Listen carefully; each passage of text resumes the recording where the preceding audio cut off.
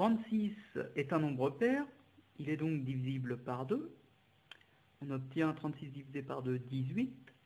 18 est lui-même un nombre pair, il est divisible aussi par 2. 18 divisé par 2, ça fait 9. Et 9, c'est 3 fois 3. Moralité, 7 entier n égale 36 peut se décomposer sous la forme 2 fois 2 fois 3 fois 3. Ou encore 2 au carré fois 3 au carré. Alors à présent, je vais vous proposer de vous entraîner chez vous sous la forme d'un petit jeu, un jeu sympathique. C'est de prendre un produit, enfin un objet qui vous entoure, sur lequel vous pourrez lire le code barre. Ce code barre, vous allez le décomposer sous la forme de nombre de 2 chiffres. Donc, je vais vous montrer ça. Alors, voici donc un paquet de pain de mie. Sur ce paquet, on voit donc le code barre ici. Et le code barre, je ne sais pas si on le voit bien là sur cette vidéo. Le code barre, donc, vous allez le décomposer sous la forme de plusieurs nombres de 2 chiffres. Donc les premiers ici,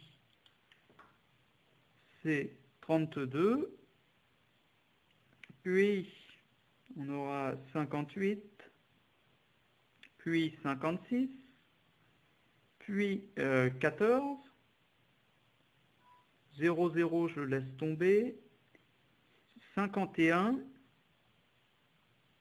et on s'arrêtera là.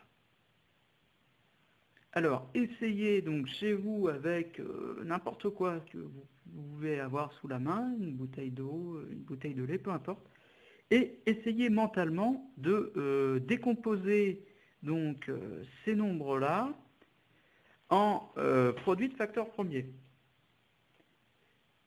Donc, le premier nombre à décomposer, c'est 32 ici. Donc mentalement, tout de suite, test sur les unités, le nombre est pair, donc c'est divisible par 2. 32 divisé par 2, ça fait 16. 16 est divisible aussi par 2, ça fait 8. 8 est divisible aussi par 2, ça fait 4. Et 4 est divisible lui-même par 2, ça fait 2. Donc au final, on aura divisé par 2 5 fois de suite. Donc l'entier 32 peut s'écrire sous la forme 2 puissance 5. On passe à présent à 58. Donc 58 est pair, peut-être sur les unités les divisibles par 2. 58 divisé par 2, on arrive très exactement à 25 plus 4, c'est-à-dire 29. 29 est un entier premier, puisqu'il n'est ni divisible par 2, ni divisible par 5. La racine numérique de 29 vaut 2, donc il n'est pas divisible par 3. Et enfin, 29 n'est pas un multiple de 7, donc 29 est premier. Au final, la 58 se décompose donc sous la forme 2 fois 29. On passe à présent sur 56. L'entier 56 est pair, il est donc divisible par 2. 56 divisé par 2 est égal à 28. 28 est pair, donc il est divisible aussi par 2. 28 divisé par 2 égale 14. 14 est pair, il est donc divisible aussi par 2. 14 divisé par 2 est égal à 7. Donc l'entier 56 peut se décomposer sous la forme 2 puissance 3 multiplié par 7. On passe à présent à 14, et là ça va aller très vite. 14 est pair, il est divisible par 2, et 14 divisé par 2 est égal à 7. Donc 14 peut se décomposer sous la forme 2 fois 7. Enfin pour finir, le nombre 51, donc lui il est impair, et le chiffre des unités est égal à 1. Il n'est donc ni divisible par 2, ni divisible par 5.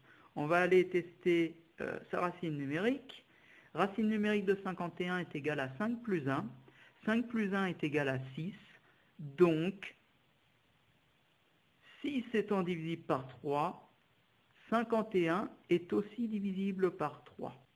Et effectivement, 3 fois 17 est égal à 51.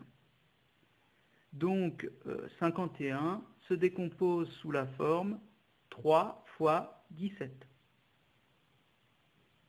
Voilà. Donc, entraînez-vous chez vous. N'hésitez pas à vous exercer régulièrement. C'est une gymnastique de l'esprit à avoir. Et au final, vous en serez certainement récompensé, puisque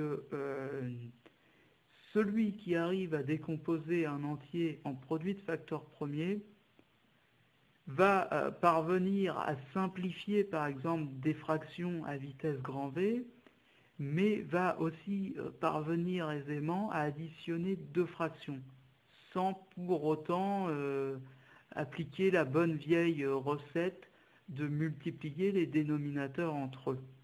Il y a des façons de faire qui sont beaucoup plus intelligentes. On en reparlera dans une prochaine vidéo. Mais avant de parler de ceci, il faut d'abord passer par la décomposition en produits de facteurs premiers. C'est vraiment fondamental. Et il faut vraiment voir les nombres premiers comme des briques élémentaires. Et avant de jouer avec un gros Lego, il faut connaître toutes ces briques-là et savoir donc décomposer un entier n donné en produit de facteurs premiers.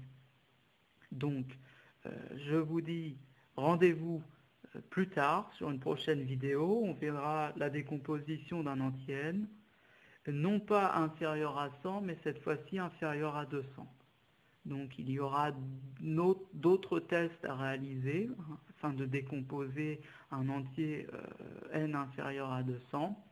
Puis dans des vidéos futures, on verra les techniques pour décomposer un entier n inférieur à 500, puis on montera jusqu'à des entiers inférieurs à 1000. Voilà.